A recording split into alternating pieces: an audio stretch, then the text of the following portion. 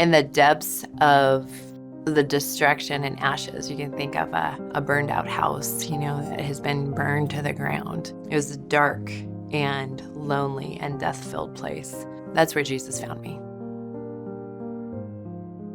My upbringing was very dark. It was very scary.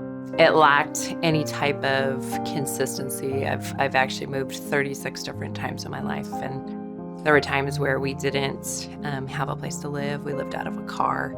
And so when I was 14, my mom had finally left my dad, and I met my boyfriend, who was considerably older than me, and he was a lot like my dad. Thus started a very long 26 years together, and I experienced between my childhood and my relationship with him every form of abuse.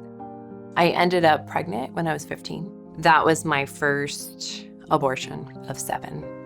What you learn and know about Jesus is probably your most important thing that you will ever determine in your life, because what you learn about Jesus and what you believe about Jesus will determine everything. And so I had kind of this false God, false Jesus.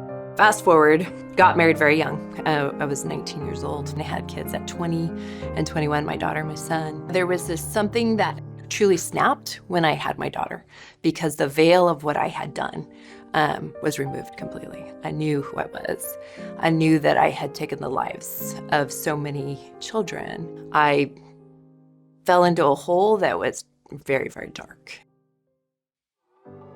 One of my friends, we were sitting on the beach one day on the shores of Tahoe, and she's like, "Danie, I have to tell you about Jesus." And so she starts to tell me about her encounter with Jesus and how she had learned about, the grace of Jesus and how he had saved her. And I'm listening to her, and I found myself being jealous. It was a couple days later. I was sitting on the shore, and I'm running my hands through the sand, and I'm like, God, seriously, like, why? Why is it just one thing after another? I audibly heard the voice, and nobody was around, say, "Just trust me, and I'll wow you." And I whipped around, and I looked, and there was nobody there. I was, completely alone. And that was the beginning of my rescue mission. What I found in the Bible, in that space, in the darkest time of my life, was the biblical Jesus. And I found the biblical Jesus from Genesis all the way through Revelations. I felt like God was taking this gentle hand, right, and just shaking this tree.